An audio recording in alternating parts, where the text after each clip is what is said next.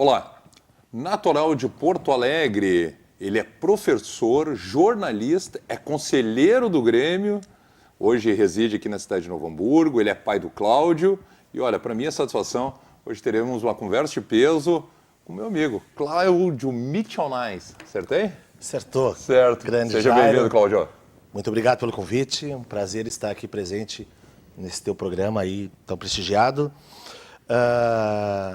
Muita alegria de poder estar aqui, atuando, já participei de outros, sendo convidado por ti, que com muita alegria tenho essa amizade e posso dizer, também como jornalista, vem se tornando uma persona já dentro, já renomada de informações dentro da nossa Pois é, a gente vai buscando algumas coisas, né?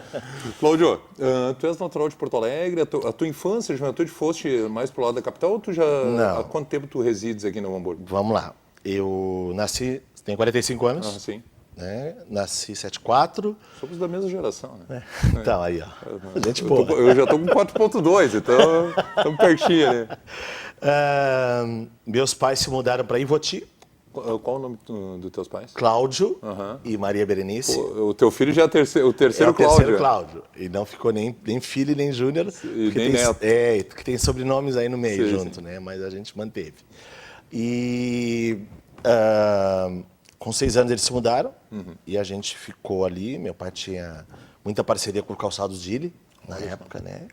Então ele fez bastante negócio aqui na região. O nome Cláudio Nais, até eu assumi a questão profissional aqui na região, todo mundo só conhecia meu pai, que ele era um vínculo muito forte que ele tinha aqui até hoje tem, né, com várias empresas aqui, hoje atuando muito forte com apoio à Beira Rio e outras aí, né. E daí o tempo foi andando, estudei Ivoti até a 7ª série, vim para a fundação, no 8º, Fundação Evangélica, e tomei gosto pelas coisas e pela vida e comecei a me tornar bastante conhecido. Alguns aí da TV que vão estar vendo o programa, talvez não vão lembrar nem do meu nome, vão lembrar do Batatinha. O apelido de ensino médio. Que espetáculo. Que até isso hoje pega, né? não. Isso pega. Tanto que o pessoal da época que foi meu colega, eu estudava porque eu fui do Grêmio Estudantil, né? Sim. E daí a gente fez muita coisa e ficou conhecido toda a escola.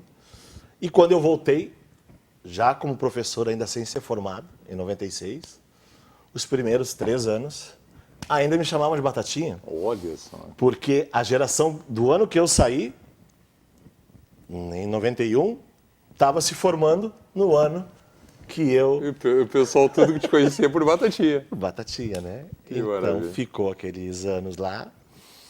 E com muito orgulho trabalhei na Fundação Evangélica, aluno, depois estagiário, professor. Claro. Né? Depois teve mais andanças, mas eu vou também falar da minha outra paixão, que é Dois Irmãos. Né? Ok. Dois Irmãos é minha paixão porque... E é uma cidade maravilhosa. Maravilhosa. Se eu, assim, queira ou não queira, eu amo Novo Hamburgo, mas do meu coração é Dois Irmãos. Né? Porque em 95, né, eu ainda estava terminando, eu fiz junto jornalismo e educação física. Correto. Eu ia de manhã para Porto, pegava o ônibus no início, depois de carro, mas... Claro que dinheiro tu ganhou na educação física, né? Bah. O jornalismo tá difícil. Bom, Tirando esses detalhes, né? Ok, vamos dizer que realmente a escolha por dar aula antes que o jornalismo foi porque deu a oportunidade na fundação. Lógico. Não tem como dizer que não, né? Mas em 95, antes de me formar tanto numa quanto na outra, me chamaram para contrato emergencial. Como é que tu se descobriu professor, né? Tu sabe que eu já conversei com alguns professores e o pessoal diz, poxa, quando eu estava na aula, lá no antigo 1º grau, hoje ensino fundamental, ou depois no ensino médio, 2º grau, eu não queria saber, jamais pensar, poxa, um dia eu vou ser professor. E no fim, depois se tornam grandes professores e tem uma paixão, né, por lecionar, enfim. Como é que veio para ti isso, né? Bela pergunta. Que pergunta. Tu olha, vários já me fizeram essa pergunta, não dessa forma. Sim. E se eu contar a verdade, ninguém vai acreditar. Ninguém vai acreditar, né? Porque, graças a Deus, a gente se tornou referência. Né? Que legal, né? E até hoje eu falo com gente que está nos Estados Unidos, Sim. na Europa, pessoal que está nos outros estados, que foram meus alunos, tanto aqui quanto em eu Dois acredito Irmãos. que como dá uma satisfação para ti, né, que foste professor desse pessoal, ver o crescimento profissional, o sucesso deles. Né? É, e eu vou dizer, ainda vou completar, porque eu tenho ajudado pro bono alguns projetos de profissionais que eu estou enxergando que vão ser daqui, já estão sendo de Sim. sucesso, e daqui a 5, 10 anos vão ser de mega sucesso. Olha só, que Né? espetáculo isso. Então, de pro bono eu estou fazendo esse apoio, né, e suporte, por causa disso, dessa satisfação, né? E hoje com as redes sociais, que a gente se isso apropriou, aproximou muito, né? que eu pude me apropriar devido aos acidentes que eu tive na vida. Claro. Então, para me ocupar, foi bem no período que, no segundo, aonde começou o maior boom e vamos se ocupar como, né? Ver TV não dá para ver todo dia. Exatamente. Passar na frente da TV, tu não cresce. E ler o livro de todo dia também, tua mente não vai, né? Então vamos aprender. Então eu digo que aquele período foi importante para definir algumas coisas que hoje estão dando certo, que eu não entendia na época, mas que ajudaram e que me aproximaram a todos esses, né? Que legal. Porque eu hoje trabalho com marketing digital, né? Direto, porque tenho um pouco desse conhecimento e não divulgo muito até, mas tem alguns clientes que fazem isso comigo, mas não é minha prioridade. É uma coisa maior, um ganha-pão, né? Sim, sim, sim. Mas o principal é ter esse reconhecimento e chamar, Sor, lembra tal. Vou dar um outro exemplo, melhor ainda, tá? Acredito que boa parcela do que está assistindo o programa votou no Marcel Van Hatten, né? Para Sim. deputado federal. Sexta-feira passada a gente teve um reencontro da turma dele em Dois Irmãos. E ele veio. E a gente conversou mais de 2 horas, né? Sim. Tanto da vida passada quanto da vida de agora, né? E daí tu vê quanto foi bom alguns dos detalhes que a gente falou lá atrás, que hoje refletem Serviram para crescimento. da pessoa, mesmo que a gente não era tão próximo, mas a gente Mas no fim a gente atropelou. Como é que tu te descobriu professor, hein? Vamos lá. Então vou dizer, tá? Ela não vai escutar. Eu estava inscrito, já tinha passado, inclusive, no jornalismo e na economia, né? Jornalismo na PUC, passei em 6º e economia eu passei em 13º. Certo. A gente tinha uma turma aqui, aquela nossa geração aqui de Novo Hamburgo. Aqui tem muita gente de sucesso, graças a Deus. Passamos 15 na URGS direto, sem fazer nada Que muito. espetáculo. 7 médicos. Então, Bah. Ah, Turma boa, hein? E, bom, tinha terminado, e eu tinha tal ali. Novo shopping tinha recém-aberto, pouco tempo. Estou eu lá, conto uma colega. O que tu vai fazer e tal? Vou fazer educação física. Ah, tu fazendo educação física? Que hora? Quando é que é? De noite. Ah, de noite. Então tá, vamos fazer educação física. Vamos fazer junto. Então Vamos fazer junto. Né? E são os caminhos, né, que a gente não acredita. Olha só. Porque eu sou um amante do esporte. Hoje quem conversa comigo, se tu quiser que eu diga para ti, os 16 classificados da Champions de ontem, eu te digo agora aqui. Que espetáculo. Né? Eu gosto disso, eu vivo isso, né? Além de tudo do Grêmio que a gente vai falar depois. Exatamente. Mas eu vivo isso e foi um caminho, uma pergunta que eu fiz que acabou indo para todo esse outro lado, que gerou um fruto sensacional, que foi ser professor. Que legal. E hoje em Dois Irmãos a gente é reconhecido com muita alegria, muitos projetos. A Liga da Encosta Serra a gente criou, o Projeto Prata Casa a gente criou. A Liga da Encosta da Serra é um dos Eu fui fundador. idealizadores. Exatamente. Pô, que espetáculo. Eu O meu nessa- Emoré disputa de vez em quando. Sim, sim. Tem Memória Disputa. É. Esse ano até o nosso Grêmio participou lá. Que legal. Tava lá, o nosso Grêmio estava lá. Perdeu a final da 2004 para o Estância. Sim. Baita time, Estância. Parabéns, Estância. Fui ver os jogos. E a gente fez bastante coisa. assim, na região para fomentar o esporte, né? E tem pessoas daqui ainda na região, graças a Deus, ainda. Um pouco mais da velha guarda, eu vou dizer, que ainda acreditam que dá para fazer transformação pelo esporte, né? Então, foi muito legal, foi muito bom. Só que daí teve um período da vida que a gente tem que escolher, né?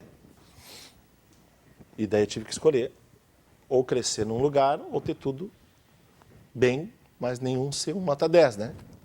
Foi na hora que eu tive que escolher, escolhi a fundação. Daí fiquei na fundação. Em 2 anos eu virei coordenador esportivo, na época da parceria online ginástica e NH. A gente trouxe os atletas que foram Bettina Schmidt, campeã mundial, Martina Roese, né? Martina, estudou no Sinodal, né? Sim, exato. Então, estudaram lá conosco, e Lucas Vieira. E além disso, depois, em 2 anos, eu virei diretor da escola. Eu fui transferido para Santa Catarina, fui 2 anos diretor lá, também. Muito feliz, em São Bento do Sul, uma cidade, vamos dizer, entre tamanho de Novo Hamburgo e 2 Irmãos, Sim. mas bem característica alemã, então 2 Irmãos puxando mais. Muito legal. Então tu estava em casa, né? Estava em casa. Só que eu era o diretor da cidade pequena, quando tu vem de fora. Até o pessoal te aceitar é um pouquinho complicado. Ainda mais região Isso, alemã, né? Então, como eu Sei mexi bem com como é que muita é. estrutura lá dentro, porque a escola estava quase quebrada. Claro. Daí eu tive que mexer muita coisa. A gente recuperou muita coisa, graças a Deus. Mas mexi com pessoas, né? Sim. Então deu assim, algumas instabilidades. Mas formei grandes laços de amizade. Tive lá agora, naquela jornada triste perdemos para o Atlético. Como eu fui de carro, Sim, já passou. na descida eu parei lá, que era a festa tradicional deles lá, o Kerp de 2 Irmãos de Estância, tinha a festa deles lá, e eu fiquei naquele fim de semana lá também, né? E daí eu sofri o segundo acidente, que interrompeu bastante dessa minha carreira ativa mais, tanto quanto gestor, quanto professor, né? Questões motoras, Claro. fiquei com sequelas. Mas daí trabalhei 2 Irmãos com a Tânia lá, na primeira gestão dela como diretor do desporto, ainda, fazendo alguma coisa. Acredito que não fiz o melhor que eu poderia, porque a situação de saúde não era a melhor. Mas a gente se reinventa, né, Jair? Verdade. Eu acho que tu também é um exemplo disso. Eu tenho orgulho de dizer que sou teu amigo. Verdade, graças a Deus. Estamos construindo uma amizade espetacular. E eu vejo o quanto tu também buscaste isso, e teu caminho hoje está se abrindo cada vez mais, né? Por causa também dessas escolhas que a gente faz da vida, quando a gente consegue parar um pouco para pensar. É verdade. Né? Então, hoje, para completar essa história, eu digo que eu fiz 3 escolhas. Né? A primeira, ser saudável. Perfeito. A segunda, amar meu filho. Porque eu acho que eu era um bom pai. Mas há uma longa diferença entre ser um bom pai e um pai de verdade. E a terceira, que eu acho que vai ser, já está sendo, mas vai ser o sinônimo para as pessoas viverem e, além disso, sobreviverem daqui a pouco, serem felizes acima de tudo. Porque trabalhar, eu digo isso porque está junto o trabalho. Claro. Porque o trabalho enobrece a pessoa e engrandece, né? E trabalhar em algo que tu não é feliz, e tu esperar o fim de semana para tu descansar, para tu ter que aguentar a semana de novo, tá com dias contados. Verdade. Vamos ao intervalo e na volta o Cláudio vai contar aí sim, né? O Grêmio na vida do Cláudio, como é essa paixão, hoje conselheiro do Grêmio, algo que é para poucos, né? Exato. E o Cláudio tem essa possibilidade de hoje estar vivendo o dia a dia do tricolor gaúcho. Vamos ao intervalo e já voltamos.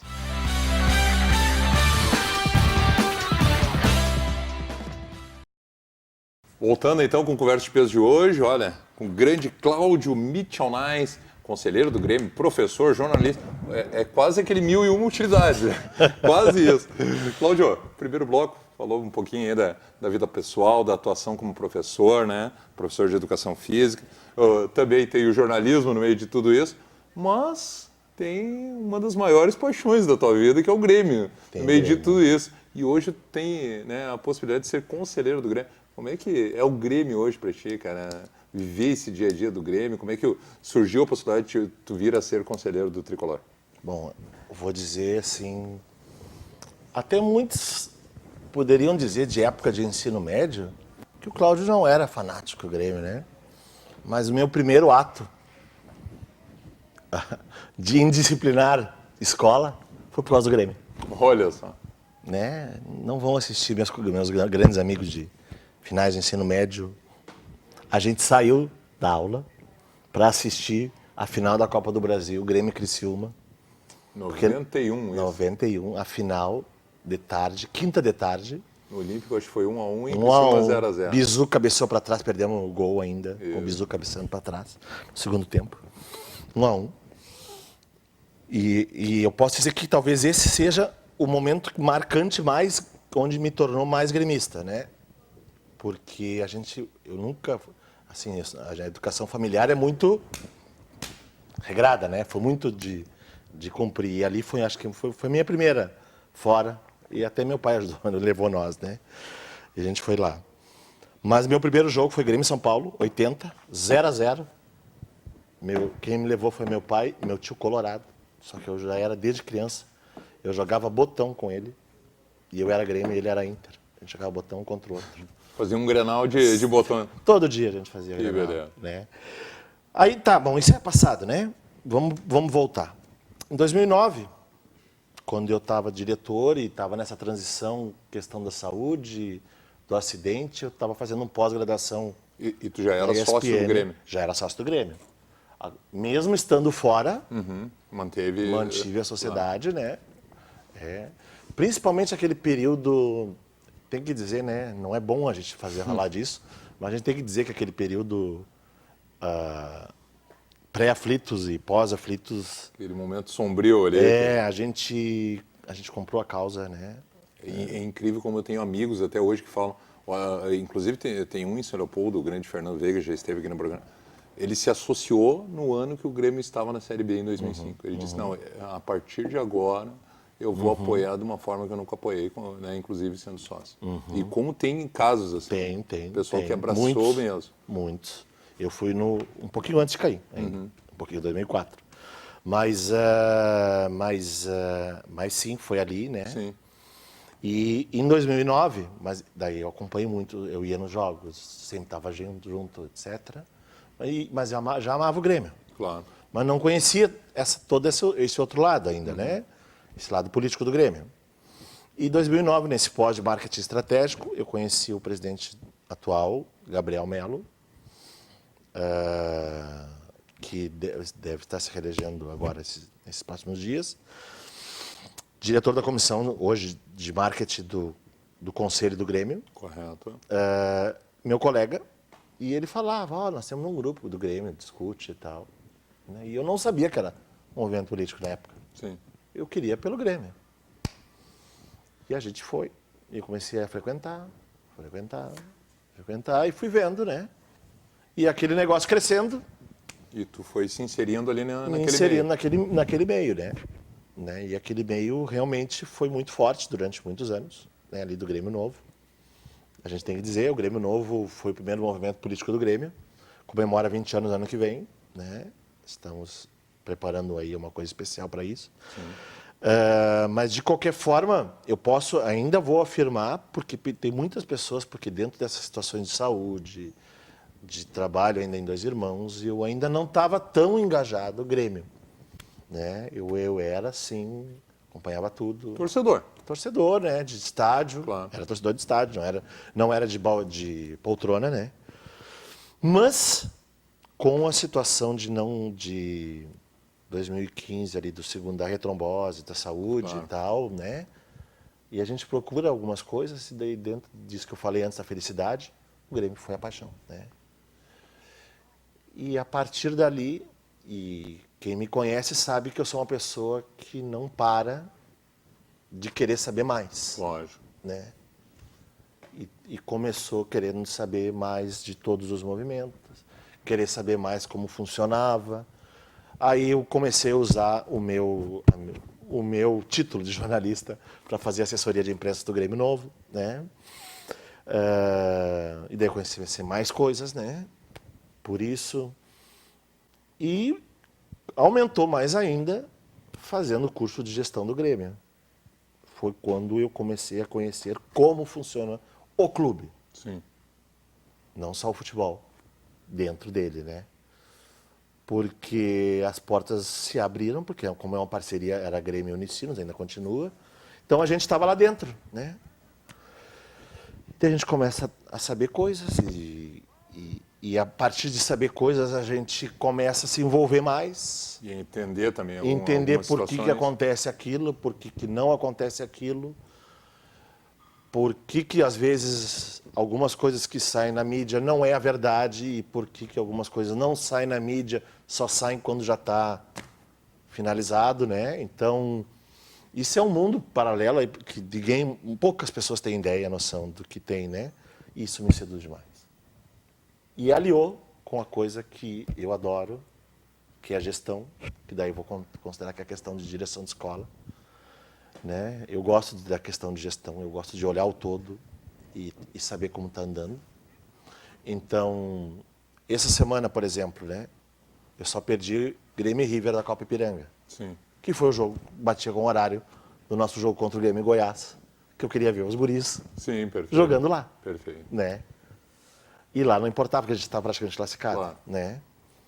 Então, eu não perco o feminino, eu não perco a base. Tento fazer tudo da transição também, mas os horários da transição Claro. é pior ainda. Tu respira Grêmio, né, Cláudio? Eu respiro Grêmio hoje. Eu respiro Grêmio, posso dizer. E a gente e o que eu quero dizer com isso, por respirar Grêmio, eu sei que tem muitos que vão estar vendo agora o programa e respiram Grêmio ou Inter, ou respiram qualquer time, como torcedor, podem chegar a respirar Grêmio como atuante lá dentro. Só que é um caminho. E tu tem que ser persistente e resiliente. Né? Tu tem que ir atrás.